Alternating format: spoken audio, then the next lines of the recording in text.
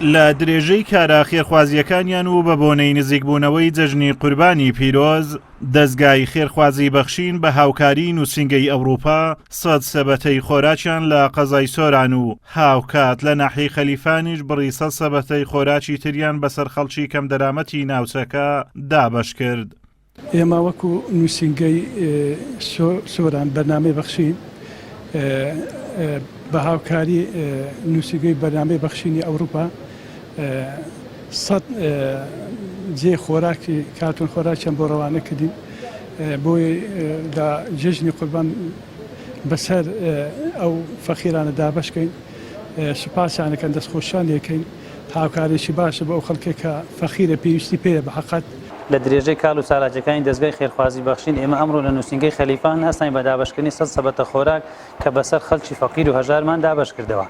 بە بۆنەی هاتنەوەی جێژنی قوربانی پیرۆز دەستگای بەخشین کۆمەڵی پرۆژەی ڕاگەیاندەوە. یەک لەو پرۆژانە دابینکردنی سەبەتەی خۆراکە بەسەر خەڵکی فەقیر و هەژار، دوو دابینکردنی جلی جێژنە بۆ منداڵی یەتیم، سێ وەکو ساڵانی ڕابردوو پرۆژەی قوربانی کە لە جێژنە ئەنجام دەدرێ. لە ماوەی چەند مانگی ڕابردوو بە تایبەتی ماوەی کەرەنتینەی هاوڵاتیان دەستگای خێرخوازی بەخشین توانیویەتی 14,000 سەبەتەی خۆراک بەسەر خەڵکی کەم دەرامەتی کوردستاندا دابەش بکات. هەر لە درێژەی ئەو هەڵمەتەدا کە دەستیان پێکردووە بۆ خەڵکانی هەژار و کەم دەرامەت لە قەزای ڕانیەش بە لەبەرچاوگرتنی باری دارایی هاوڵاتیان بڕی 200 سەبەتەی خۆراکیان دابەش کرد. ئەمڕۆ بە خۆشحاڵیەوە لە دەڤەری ڕاپەڕین لە شاری ڕانیە 200 خانەوادەی هەژار و کەم دەرامەتمان بەسەر کردوێتەوە بە بڕێک خۆراکی جەژن و سەلەی جەژن کە ئەتوانم بڵێم ئەو خۆراکی کە ئێمە ئامادەمان کردووە بەشی 2 هەفتەی ماڵێکی خێزاندارەکە.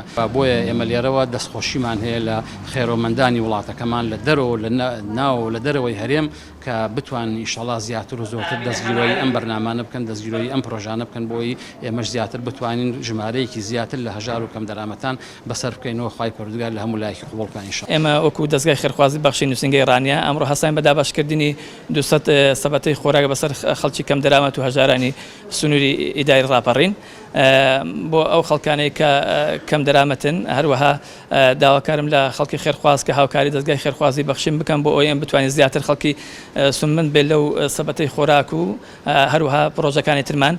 دەستگای خێرخوازی بەخشین لە سەرجەمشار و شارۆچکەکانی هەرێمی کوردستان بە هاوکاری نووسینگەی ئەوروپا بە بۆنەی جەژنی قوربانەوە 2,000 سەبەتەی خۆراک بەسەر هاوڵاتیاندا دابەش دەکات. ئەمە جگە لە دابینکردنی جلوبەرجی جەژن بۆ منداڵانی بێباوک و بێسەرپەرشتیار و بڕیاریشە لە ڕۆژانی جەژن پرۆسەی قوربانیکردنی بە کۆمەڵ ئەنجام بدات.